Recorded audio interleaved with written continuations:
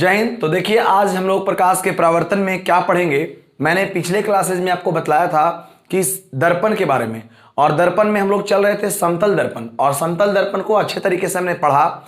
समतल दर्पण का गुण और समतल दर्पण का उपयोग को हमने अच्छे तरीके से सीखा। और आज हम लोग समतल दर्पण में ही जो इमेज बनते हैं ना, उसके बारे में थोड़ा सा नॉलेज प्राप्त कर लेते हैं। हालांकि 10th क्लास में थोड़े सी चीज़ को पढ़ना है, लेकिन अगर थोड़े सी चीज़ को पढ़ने से बढ़िया है कि अगर थोड़ी सी गहराई, अगर नॉलेज अगर आज बढ़िया से सीख लेते हैं तो आगे भी हम लोगों को काम आएगा। इसलिए आज मैं आपको पढ़ाने जा रहा हूँ दर्पण प्रतिबिंब। किसी समतल दर्पण में, किसी शीशे में किसी वस्तु का बना प्रतिबिंब आपको कैसा दिखाई देगा, या किसी अक्षर को अगर प्रतिबिंब के पास लेकर जाएं तो उस समतल दर्पण में उस अक्षर का प्रतिबिंब कैसा दिखाई देगा, कैसा प्रतीत नजर आएगा, तो उसे हम लोग आज सीखेंगे कॉन्सेप्ट के साथ। तो आइए पहले हम लोग समझने का प्रयास करते हैं कि दर्पण प्रतिबिंब यानी दर्पण प्रतिबिंब यानी कि समतल दर्पण में किसी वस्तु का प्रतिबिंब बनने का क्या रूल है, क्या नियम है और कैसे बनाए जाते हैं। तो समझिएगा ध्यान से। पहले 1 मिनट, आज मैं आपको बतलाने जा रहा हूं समतल दर्पण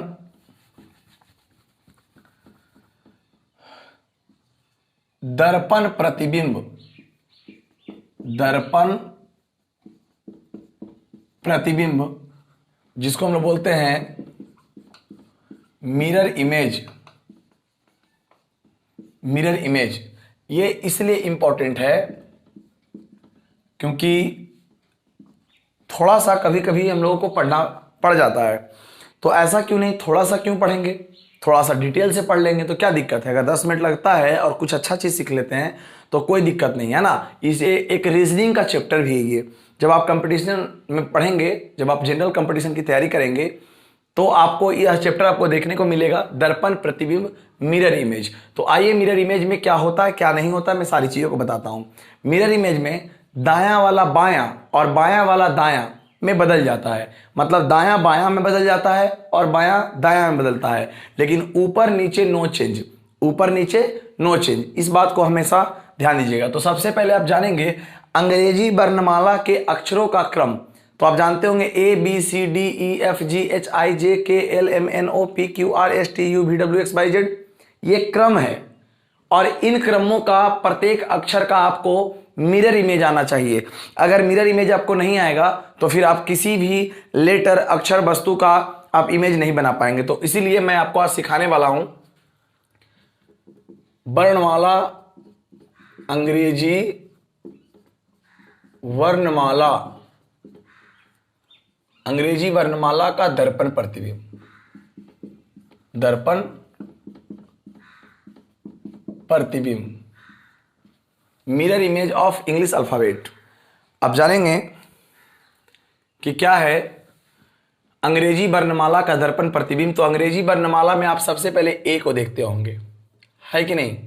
तो आइए पहले ए को समझते हैं। अगर ए को हम दर्पण के सामने रख दें तो कल आप वीडियो में पढ़े थे गुण, और उस गुण के माध्यम से हम आपको सिखाना चाहेंगे कि जो दर्पण से पहले रहेगा, यानी दर्पण से जो हिस्सा पहले रहेगा उसका प्रतिबिंब पहले बनेगा। यानी याद रखिए कि ए हिस्सा पहले है तो ये पहले बनेगा, और उसके बाद ऐसा है, अब इसको बीच में है तो बीच में, यानी ऊपर नीचे नो चेंज होता है, दायां वाला बायां, बायां वाला दायां। लेकिन ए एक ऐसा लेटर है जिसमें कोई चेंज नहीं हुआ है। इसी तरीके से आगे की चेक कर लेते हैं सभी को आगे तक। बी को इस तरीके से लिखते हैं हम लोग, ठीक है ना। बी को इस तरीके से लिखते हैं क्योंकि इसका दर्पण के नजदीक में देखिएगा यही है, तो इसको इधर लाया गया है। बात समझ में आया। तो सी का मिरर इमेज कोई पूछे कैसे बनाते हो, तो सी का मिरर इमेज इस तरीके से बन जाएगा, ठीक है ना। ये सब चीजें आनी चाहिए। सी, डी के बारे में कहेंगे तो डी का आपका मिरर इमेज कुछ इस तरीके से हो जाएगा, इस तरीके से। हालांकि जो मैं लेटर लिख रहा हूं ये लेटर किताब में आपका अलग होगा, क्योंकि डी का डी ऐसे लिखा जाता है, सही है ना। लेकिन हम लोग जल्दबाजी में ऐसा लिखते हैं, इसलिए मैं इसी रूप में बनाने का प्रयास कर रहा हूं। ई, अगर ई को लिखना है आपको तो ई का मिरर इमेज आप इस तरीके से दे सकते हो, है ना। ई का मिरर इमेज इस तरीके से देते हैं, ठीक है ना। चलिए, ई के बाद आपको मैं एफ के बारे में बताता हूं। तो एफ का मिरर इमेज इस तरीके का होता है। अब कहोगे ये सीखने से क्या फायदा है, ये सीख जाओगे तो आगे काम आएंगे। एफ, उसके बाद जी को देखिएगा ना, तो जी का ऐसा होता है, जी का इमेज ऐसा होता है। तो इसे अगर आप इमेज में देखेंगे तो आपको कुछ इस तरीके से प्रतीत होता हुआ मालूम पड़ेगा, ठीक है। जी के बाद अगर एच को अगर आप गौर से देखिएगा तो एच का अगर आप इमेज देखेंगे तो एच का इमेज इस तरीके का होगा। क्लियर। आई में देखिएगा तो आई का इमेज नो चेंज, आप जैसे आई में देखिएगा वैसा ही सेम टू सेम दिखाई देगा। आई के बाद आपको जे मिलेगा देखने के लिए, तो आप जे को देख लीजिए केवल वाटर इमेज में। जे के को देखिएगा तो के कुछ इस तरीके का है, लेकिन अगर इसे इमेज में देखा जाए तो के इस तरीके का देखने को मिलेगा। के बाद अगर आप देखेंगे, के बाद अगर आप एल देखते हैं तो आप अगर दर्पण में अकेले रखिएगा एल को तो एल इस तरीके से दिखाई देगा। ठीक है। एल के बाद आगे देखिए एल एम, तो एम आपको इस तरीके का दिखाई देगा। एम एन को देखेंगे तो एन आपको अगर ऐसा है तो यही एन आपको इस तरीके का दिखाई देता हुआ मालूम पड़ेगा। आप समझेंगे कि एन को ऐसे क्यों लिखा जाता है ना, थोड़ा सीख लीजिए 1 मिनट। जैसे मैं लिखा एन, इसे आप नंबरिंग करके समझ सकते हो, 1 2 3 4। जरा सा समझिएगा, मैंने क्या कहा कि 3 4 वाला पहिया दर्पण से पहले है, तो दर्पण से पहले जो होगा ना वो 3 4 होगा। बात समझ रहे हैं। दर्पण के बाद में जो पहिया है वो 1 2 है, तो दर्पण के बाद वाला पहिया 1 2 हो जाएगा। क्लियर ना। देखिए 1 का 4 के साथ ज्वाइंट है, तो ऐसा थोड़ी ना कि दर्पण में जाने पर वो ज्वाइंट अलग हो जाएगा। बिल्कुल 1 और 4 से होगा, तो 1 और 4 को आपस में मिला दीजिए, तो 1 और 4 को आपस में मिलाने पर ऐसा बनता है कि नहीं बनता है, बनता है ना। तो इस तरीके से हम इसे प्रूफ कर सकते हैं। आगे देखिएगा ध्यान से, एन ओ को देखिएगा तो ओ को अगर आप देखते हैं तो आपका ओ को ओ ही दिखाई देगा, नो चेंज। ओ पी देखिएगा तो पी का आप इस तरीके से देखेंगे, पी ऐसा बनता है क्योंकि जो पहले होता है दर्पण से उसका प्रतिबिंब पहले बनता है, ओ पी। उसके बाद देखिएगा क्यू, कुछ लोग बोलेंगे क्यू में नो चेंज होता है, आप जरा गौर से देखिएगा, क्यू में इधर कट लगा रहता है तो इसमें इधर कट लगा रहेगा, है ना। क्यू के बाद आर, और आर का अगर दर्पण प्रतिबिंब अगर आप देखेंगे तो वह इस तरीके से आपको दिखाई देता हुआ मालूम पड़ेगा। ठीक है ना। चलिए आर हो गया। आर एस, एस का इस तरीके से रहेगा, लेकिन अगर आप इसे दर्पण में देखिएगा तो एस। टी बोलेंगे तो टी आप इस तरीके से लिख पाइएगा, टी। यू,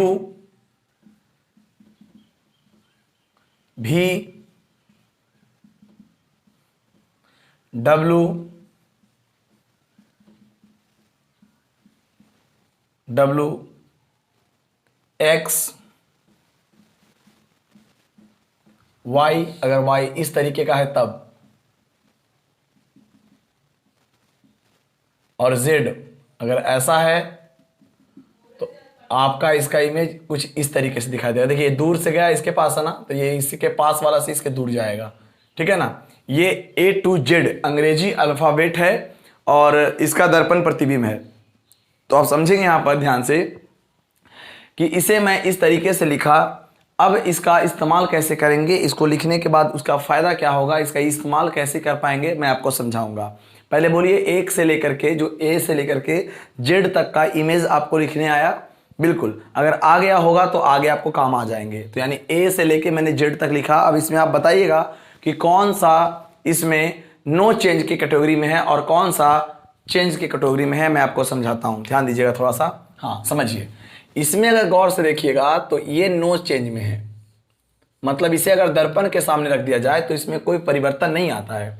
आप अगर देखेंगे इसके बाद कौन सा ऐसा लेटर है जिसमें नो चेंज हुआ है, तो इसमें अगर आप देखेंगे एच को, तो एच में नो चेंज आया है ना। अगर उसके बाद अगर आप देखते हैं तो आई को देखिएगा तो आई में नो चेंज आया है, मतलब कि आई को अगर दर्पण के सामने रख दिया जाए तो कोई परिवर्तन नहीं होगा। उसके बाद अगर रखा जाए एम को, तो एम को देखिएगा ध्यान से, तो एम में नो चेंज आया है। अगर ओ को देखिएगा तो ओ में नो चेंज, मतलब कि कोई परिवर्तन नहीं। उसके बाद अगर आप देखेंगे अगला में, तो टी को देखिएगा तो टी में कोई परिवर्तन नहीं मिलेगा आपको देखने को। यू को देखिएगा तो यू में भी आपको कोई परिवर्तन नहीं मिलेगा देखने को। भी में देखिएगा तो भी में भी आपको कोई परिवर्तन नहीं मिलेगा देखने को। और यू डब्ल्यू में भी नहीं मिलेगा, एक्स में भी नहीं मिलेगा। अगर बाई इस तरीके का लिखा हो तब, यानी आप अगर देखेंगे गिनती करके तो 1 2 3 4 4 5 6 7 8 9 10 11 लेटर ऐसे हैं ना जिसका कोई परिवर्तन नहीं होता है अगर शीशे के पास रखा जाए तब। 11 ऐसे लेटर होते हैं जिसे अगर शीशे के पास रख दिया जाए तो कोई परिवर्तन नहीं होता है। आई होप आप हमारी बातों से अच्छे तरीके से सीखे होंगे। एक बार इसे इसका स्क्रीनशॉट ले लें और एक बार अपने से खुद से बनाने का प्रयास कीजिए और उसके बाद देखता हूं कि किस प्रकार से क्वेश्चंस आएंगे और कैसे बना। एग्जाम में नहीं आएगा, नॉलेज के लिए सीखना है ताकि कोई आगे आपको इसके बारे में पूछे कि आपने दर्पण पढ़ लिया, आपको दर्पण इमेज नहीं याद है, क्या प्रतिबिंब होता है आपको ये भी नहीं पता है, तो कैसे बना पाएंगे, है ना। इसलिए मैंने क्या बोला, ये फाउंडेशन बैच है, बिल्कुल जीरो लेवल से लेके चल रहा हूं। मैंने क्या बोला कि कोई छोटा वीडियो ऐसा नहीं है कि लॉलीपॉप वाला वीडियो है, कोई मन हुआ तो ये, कभी मन हुआ तो वो, कभी मन हुआ तो वो, ऐसा बिल्कुल नहीं। इसलिए आपसे कहता हूं अगर सही में अच्छे ढंग से पढ़ना चाहते हैं आप तो हमने जितना भी वीडियो आपके लिए बनाया प्रकाश का प्रवर्तन बिल्कुल सीक्वेंस वाइज से, तो आप जरूर देखिए। पार्ट नंबर 1 से लेके के पार्ट नंबर जहां तक मैं बताऊं वहां तक आप देखते चलिए सीरियल ढंग से, क्योंकि मैं जहां वीडियो को अंत करता हूं ना अगले वीडियो में वहीं से शुरू करता हूं ताकि मेरे विद्यार्थियों को कभी भी दिक्कत ना हो, है ना। क्योंकि मुझे पता है कि कोई भी आदमी क्या चाहता है, वही चाहता है ना कि जहाँ से समाप्त हुआ हो वहीं से शुरू हो, बिल्कुल ऑफलाइन क्लासेस की तरह। तो बिल्कुल आपके लिए यह सेवा जारी है ताकि आप लोगों को पढ़ने में तकलीफें ना हो। जल्दी से पहले इससे आप स्क्रीनशॉट एक बार ले लें, उसके बाद शेष बातें आगे करेंगे और बताएंगे कि इस पे क्वेश्चंस कैसे होंगे। जल्दी से पहले आप इसे एक बार स्क्रीनशॉट ले लें। देखिए कैसे क्वेश्चंस पूछे जाते हैं और कैसा क्वेश्चन आता है मैं आपको बतलाता हूं, आप बिल्कुल बना लीजिएगा। लेकिन अगर मैं आपको एक क्वेश्चन दूं उसके लिए मैं 5 सेकंड 10 सेकंड समय देता हूं, आप पहले खुद से कीजिएगा और उसके बाद मैं बताऊंगा। देखिएगा फर्क क्या है। मैंने एक छोटा सा सवाल आपसे पूछा, मैं एक छोटा सा सवाल लिखता हूं कि RAHUL राहुल का दर्पण प्रतिबिंब, राहुल का दर्पण प्रतिबिंब क्या होगा, राहुल का दर्पण प्रतिबिंब क्या होगा। चलिए कोई मैं नाम लिखा हूं और आप इसको एक बार खुद से बनाने का प्रयास कीजिएगा कि राहुल का दर्पण प्रतिबिंब क्या होगा। तो चलिए मैं आपको एक बार बताता हूं, वीडियो को पॉज करके मिला लीजिएगा आप अपना आंसर। RAHUL ये राहुल लिखा हुआ है। तो कुछ लड़के क्या बनाए होंगे, कुछ लड़के ऐसे बना लिए होंगे, तो इनके जो भी बनाए ऐसे उनका सबका गलत है। क्यों गलत है, मैंने आपको बतलाया कि जब राहुल लिखा हुआ है तो राहुल को शीशा के पास लेके जाएंगे। जो राहुल लेटर लिखा हुआ है ना उसको कहां लेके जाएंगे, शीशा के पास लेके जाएंगे। तो सबसे पहले शीशा से पहले कौन है, L, तो पहले L का इमेज ना बनेगा, फिर U का बनेगा, फिर H का बनेगा और फिर A का बनेगा और फिर R का बन जाएगा। तो उम्मीद करता हूं कि अब आपको समझ में आने लगा होगा, यानी कभी भी अगर किसी चीज का दिया जाए तो आप बना लेंगे। चलिए मैं दूसरा देता हूं, कोई जरूरी नहीं कि नाम ही रहेगा, कुछ भी दे रहा हूं मैं अपना। RALYNTUZAY, ये कोई लेटर लिखा हुआ, अब मत पूछना इसका मीनिंग क्या है। का दर्पण प्रतिबिंब क्या होगा, का दर्पण प्रतिबिंब क्या होगा, जल्दी से बनाइए आपके लिए है। दर्पण प्रतिबिंब क्या होगा, जल्दी से बनाइए और उसके बाद मिला लीजिएगा आप अपना आंसर। जल्दी से पहले इसे बना लीजिएगा और मिलाइएगा आंसर। तो RALYNTUZAY है। और अगर मुझे इसका प्रतिबिंब पूछे ना तो इसका प्रतिबिंब आप ऐसे बोलिएगा, पहले Y फिर A और फिर Z। तो Z इस तरीके का होता है कि इस तरीके का, ये गलत Z है ना, तो इस तरीके का मत दे देना। कभी कभी आपके ऑप्शन में इस तरीके के मिल जाएंगे, तो आपका Z इस तरीके का होगा, ZUTN, इधर से होगा N, है ना। Y तो Y इस तरीके का होगा, L इस तरीके से और A ऐसे और R इस तरीके का होगा। क्योंकि क्यों इतना फास्ट आप कर पाए, इतना फास्ट इसलिए कर पाए क्योंकि आपको पता है कि ये कैसे होता है। चलिए एक और अपना दिखा दीजिए, पुलिस, POLICE, पुलिस, पुलिस का बना के दिखाइएगा कि क्या आंसर होंगे। उम्मीद करता हूं कि पुलिस क्या किसी का भी बना दीजिएगा आप, क्योंकि आपके पास कॉन्सेप्ट हो चुका है। तो जब तक आपके पास कॉन्सेप्ट नहीं था तब तक आपको बनाने में मजा नहीं आ रहा था। तो पहले E होगा, फिर हो जाएगा C, फिर हो जाएगा I और फिर हो जाएगा L और फिर O और फिर इस तरीके का P होगा। तो देखते होंगे ना आप, गाड़ी उड़ी में लिखा हुआ पुलिस इस तरीके का होता है, और जब समतल दर्पण में उसे देखा जाता है ना तो वह सीधा प्रतीत होता है। क्लियर? तो उम्मीद करता हूँ कि आज का टॉपिक आपको बहुत अच्छा लगा होगा और समझ में आया होगा, है ना। तो चलिए हम लोग क्लास को आगे लेकर चलेंगे, अगले वीडियो में पढ़ेंगे, आगे की क्लासेस को हम आगे जारी करेंगे अगले वीडियो के माध्यम से। आज आपके लिए इतना ही, लेकिन आज का होमवर्क है आपके लिए कि मैंने जितना पढ़ाया है अगर आप उतना लिख लिए होंगे तो एक बार रिवीजन मार डालिए। अभी एग्जाम में बहुत टाइम है, थोड़ा थोड़ा करके मस्त से अच्छे तरीके से पढ़ेंगे। मैं वादा करता हूं कि आपका एग्जाम में एक क्वेश्चन भी नहीं छूटेगा, क्योंकि मैं शॉर्ट में नहीं पढ़ा रहा हूं बल्कि पूरा डिटेल में पढ़ा रहा हूं। जो नहीं भी पढ़ाने का है वो भी पढ़ा रहा हूं। बातें समझ में आ रही है ना? जितना चीज़ मैंने बताया उसको रिवाइज करना बहुत ज़रूरी है आपके लिए। आज मैं वीडियो को यहीं तक रखता हूं, क्योंकि बहुत सारे वीडियो मैं बनाऊंगा आपके लिए बिल्कुल छोटा छोटा करके, ताकि आपको ज़्यादा सहूलियत हो समझने में और पढ़ने में। तो आज की क्लासेस को यहीं तक रखते हैं। काफ़ी गर्मी है और गर्मी में भी मैं आपके लिए वीडियो बना रहा हूँ, सेवा कर रहा हूँ आपकी, और आप अपने भविष्य को उज्जवल बनाने के लिए आप अपने लिए मेहनत कर सकते हैं। क्योंकि मैं फ़ैन बंद करके बना रहा हूँ तो गर्मी काफ़ी है, आप देख ही सकते हो।